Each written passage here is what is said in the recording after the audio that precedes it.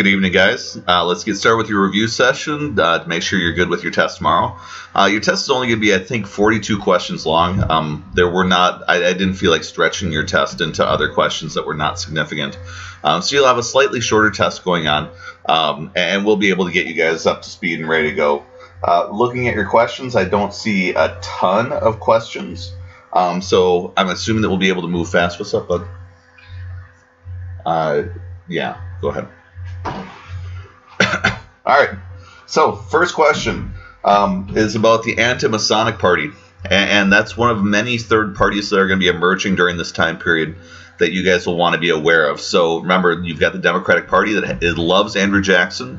You've got the Whig Party that's only united by the fact that they hate Andrew Jackson.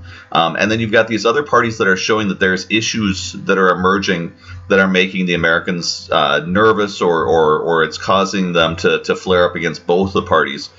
Two of them are number one, the Know Nothing Party, which is anti-immigrant and nativistic, and then the second group that we want to be able to be aware of is the anti-Masonic Party, who is worried about Freemasonry, which is a secret society that is inside the United States, and many of the founding fathers and our leaders at that time were members, including Andrew Jackson and Henry Clay. And there's a fear that there's an influence happening inside the government, with the Freemasons possibly influencing our leaders. It's going to be something, though, where the party's here for a heartbeat, and then it'll disappear, even though that issue will remain in the undercurrent for the people who are nervous about that. Next question says, what's the difference between deism and the Second Great Awakening? They're two different things. So deism is the idea that people of the Enlightenment were rethinking religion and very much with the mindset of God not being like a Zeus-like figure, where he is doing like the sending of the floods and other sorts of things when he becomes angry and wants to punish humanity, but instead they're viewing God more like a prime mover or a scientific force that set up the entire universe with mathematically knowable rules, and they look at their religion in very much a scientific sort of way. It's going to then lead them through the Enlightenment into what we've discussed in our class as like this perfectionist movement, where you've got these people who are trying to perfect themselves and make themselves better. Your Second Great Awakening, though, is a revival movement happening in the early 1800s, partially happening because the churches feel themselves slipping a bit, partially because they're nervous about Catholic immigrants who are Irish and German coming to the United States. And so it's a revival movement that very much sparks all these people to become reformers in their wake. And the one thing that you can see as a connection is when you're connecting deism would be less connected with the Second Great Awakening, except for those people who are also being affected by transcendentalism, which is the idea that you've got an inner light inside of you, that if you allow your imagination and your thoughts to cultivate themselves, you can become perfected in your thinking to become a much deeper thinker who is able to understand truths that people are missing because they aren't being introspective. And so we'll see transcendentalists are huge with our authors that we saw. So we discussed knowing Ralph Waldo Emerson, but especially Henry David Thoreau, to get to the question that some people have asked as far as what artists and authors do you need to know about. Specifically, those would be two of your transcendentalists you want to be able to dial into. Next question, can I explain New Harmony and Brook Farm? That was the discussion we had on Friday about utopian societies, groups of people who are going off into the wilderness to think about different ways of living their lives. And so these are two communes that are going to be set up where they're going to be trying out communal living to try to see if there's a different way of living outside of the normal status quo that we have inside of our cities and towns inside the United States during this time period. The Ancient Order of Hibernians is really simple. It's an Irish association, which is a society for Irish people to try to work with one another to help them get assimilated into the United States. And it's also trying to figure out ways to protect Irish people from the discrimination that they're running into from people in the community and also from their bosses. Let me see. Haley, there's a question. I'm always stuck between two choices. Is there a method that can help with that? I want to make sure that this question is something that everybody gets a chance to hear. So if you're stuck between two choices on your tests, and that's happening to you consistently, what that's talking about is the depth of reading issue that we can be working on to make better, especially using the practice tests that you have. A lot of times, a golden rule is if you choose an answer and you find that when you reread the question, if you're tempted to change the answer, but you realize that you read the question properly the first time through, unless you pick up on an obvious mistake, you should leave your answer alone, typically. But if you find that you're always getting torn between the two and you can't really get down to those nitpicky details, you're very close to having a good understanding of the content for that type of question, but it's got a distractor that is so minute that it's probably tripping you up. And so if you find that that still is continuing to be a problem, that's probably a one-on-one sort of thing that we should be talking about, especially once you take a practice test. We can take a look and see examples of that and help peel that apart. Next question, what are the big concepts to know for the test? You guys have just finished up chapters 13, 14, and 15, which is Jacksonian democracy. You guys have also learned about populism. You got into the idea of industrialization and urbanization, and your big trends that you just worked your way through was the market revolution, the urban revolution or urbanization. You learned about the transportation and the industrial and market revolutions, and then you also learned about the reform movements that came sparking off of the Second Great Awakening. So those are your big concepts that you want to know about. The next question, is it important to know about innovations such as the McCormick Reaper and the Turnpike? Yes, it is. So you'll want to know about both of those to understand the impact that they're having. The Turnpike is going to be a private road building process that we have when the government decides not to have federal money being spent on infrastructure. And as a result, you're going to have some places like the North that'll develop infrastructure much better than the South, and that will lead to a vast difference sectionally based on who's getting wealthy. And with the McCormick Reaper, this is absolutely something that's allow farmers to harvest more foods, which means they're going to get involved in the market economy, and especially when they can tie that together with steamboats first and then trains, that's going to allow their economy to boom. What are Knickerbockers? Knickerbockers are Dutch settlers that move into New York. That becomes their nickname. Let me see here. Are Lucretia Mott, Lucy Stone, and Amelia Bloomer important to know for the test? If you've picked up on anything from this class, it's when you get specific females who are involved in the feminist movement, they are absolutely fair game for test questions, especially because there's so few of them. And so we end up with very few examples of women who are demonstrating agency, who are taking action in their lives to be able to be agents of change. So you absolutely want to know them when they pop up in your textbook. Next question, what is Commonwealth versus Hunt? That was the Massachusetts Supreme Court case that examined the question of were labor unions constitutional. Many of the business owners and the people of the United States were nervous that unions were an immigrant-y sort of thing that were coming over with the Irish and the Germans. They saw it as being too radical. They thought that many of these people should be happy just having jobs, and if they don't like their jobs, they should leave. And not bother the business owner who's running the business. What Commonwealth v. Hunt argues, though, is that unions are not an unconstitutional restraint of business, but they're actually legal, and that becomes the foundation then for labor unions taking off in the 1800s. Let me see here. Why was deism so controversial? It's challenging the status quo understanding of Christianity by Protestants. And so they are very much rethinking, especially the puritanical views of what religion is, and that's causing tension because they are challenging what the normal is. What were Lyceum lecture associations? Lyceums were just a popular way of entertainment back in the 1800s where you would have people traveling the country as famous speakers. They would come to your town. They would then talk about the issue they were talking about, and then there'd be a question and answer debate afterwards to allow the people of the town to work through that issue to make sense out of it. And so this is one of the best ways that they had of building up an intellectual base for their democracy by having these people come out and be able to engage in these conversations. Let me see here. Could you explain Romanticism and Transcendentalism and why they're important? Romanticism is a new style of literature that becomes huge in the early 1800s. It's a movement that's happening both in the United States and in Europe, and Americans really eat this up. Some of the most famous examples of this are going to be like Last of the Mohicans will be a huge version of this. They're books that very much highlight nature and the wilderness and escapism when the realities of the city are getting pretty dark. And so when it comes to our tests, you don't need to know specific authors, but we do need to know movements that are going on with literature. Transcendentalism, like I mentioned, that's Thoreau and Emerson, and they're exploring the idea of an inner light that is inside of you, that if you explore that mentally, you'll be able to appreciate certain truths that are happening in the world that you wouldn't be able to pick up on just with your senses. What is the patent office and Greek revival? Patent office is simple. It's inside the government. So if you create an invention, you can get a copyright and a patent, which is going to be protecting your intellectual property. So if anybody ever tries to use that, they will then have to pay royalties to you for using your idea in their new invention.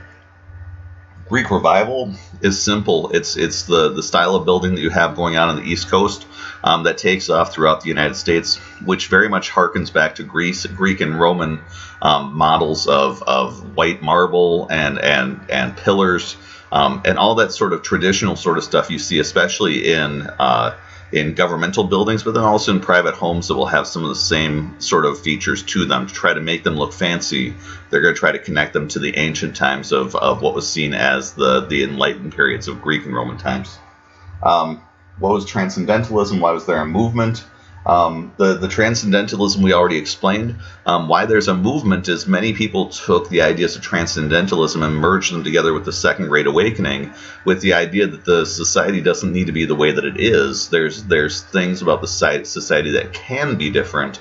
And so they start exploring that, whether it's reform of women's rights or alcohol or institutions or education or most notably slavery. Let me see here. Is Robert Taney important to know? He is going to be showing up in your textbook a lot. So he is the Supreme Court Justice who replaces John Marshall. He's the guy who Jackson uses to remove the money from the bus and give it to the pet banks. And then he'll become a Supreme Court Justice who's famous all the way through the Civil War. So we're about to see a number of different court cases. And this is kind of his beginnings where he's becoming important as a Supreme Court Justice. What is the federal style? Federal style is another architectural style that we'll find on the East Coast of the United States. Just understand that it's a trend of building that is a uniquely American building style, but otherwise you'll just need to know the big movement and that'll be it. What is the Pony Express? That was a movement that was only around for about a year and a half around the time of the Civil War, where there was a need to get mail out to the West Coast of the United States and California. And so they set up a series of outposts with horses, and there'd be riders who would take mail from the east to the west. But since they were moving fast on horseback, they'd have a satchel that they'd be able to put a limited number of letters into, and they would ride as fast as they could across the western frontier to get those messages out to California quickly. This is going to be something that makes sense only up until the time we have the telegraph. And then with the telegraph and steamships going all the way around South America over to California, and eventually the Transcontinental Railroad, we're going to find that the window for the Pony Express is pretty small. We already got Commonwealth v. Hunt.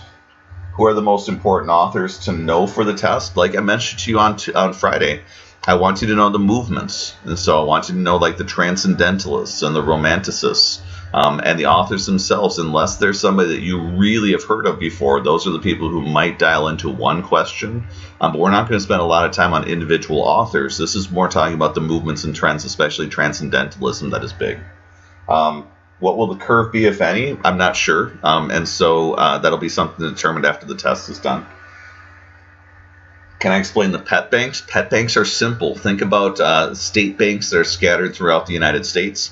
And those are going to be the places that Andrew Jackson is going to put a lot of our tax money into when he closes down the Bank of the United States. So when he refuses to recharter in 1832, he's going to take the money that was originally in the Bank of the United States and ship it out to these pet banks around the country to kill the bus 4 years early. So the bus will still be around until 1836. It just won't have any money in it, which means it's pretty worthless. The problem with the money that's going to the pet banks is there's no rules or regulations attached to it. And so you guys already learned that money started getting used for land speculation, and then they had over speculation, and then they had the specie circular. And that led to the Panic of 1837, which crashed out the economy hard for Martin Van Buren. Let me see here. Who are the foremost influential people in chapter 14 and 15? I don't know what I'm supposed to be saying about that. It's nice that you're trying to game out the test. What you guys really need to be doing is you need to be determining at this point what specific questions you have about what you read. But really, we're not going to be targeting it into know these 4 people to be good for the test. So if you've got something more specific, I can deal with that. But that's typically not a question I'm going to be able to answer with any satisfaction. Largely because I'll have either people mad because they'll say I focused in on this stuff and there were other people on the test. So you can pick out from your studying what big names are key. And if you have questions about any of them, feel free to follow up with any sort of questions. Not a bad attempt to ask that, but it's a question that is not quite appropriate for right now. What were the big reform movements? And let me see here. What affected the drowning? What affected? I'm assuming the question is what affected the growing slavery controversy during this time period. This is sectionalism, and so we talked about how sectionalism is being increased by the fact that in the South they've got all exclusively cotton producing large plantations as the governing class. But we also highlighted for you in chapter 16, you're going to be learning about large groups of Southerners who want to hold on to slavery because that's been their system and they have a dream of getting slaves eventually. So they're totally embracing the system that they have in the South economically. But we laid out for you in chapters 14 and 15 that in the North they're going a different way economically with the Industrial Revolution and the Transportation Revolution. And then we also laid out the religious reforms that are taking place at this time too. And so that's creating your sectional divide that's going to tear the country apart. What were the big reform movements and their messages? Carter, that's chapter 15. And so if you've got questions about specific reform movements, we can go through them. But there were multiple reform movements that you were being asked to understand as you finished up with the Second Great Awakening. So if there are any of those that confuse you, please let me know. But if you want me just to cover all of chapter 15 for you, that's going to be a little bit too much tonight. What were the big innovations in transportation? You already learned about the different transportation revolutions also. You learned about roads, canals, steamboats, railroads, and so they're all factoring into a transportation revolution that's going to be causing a lot of changes that are happening inside the United States.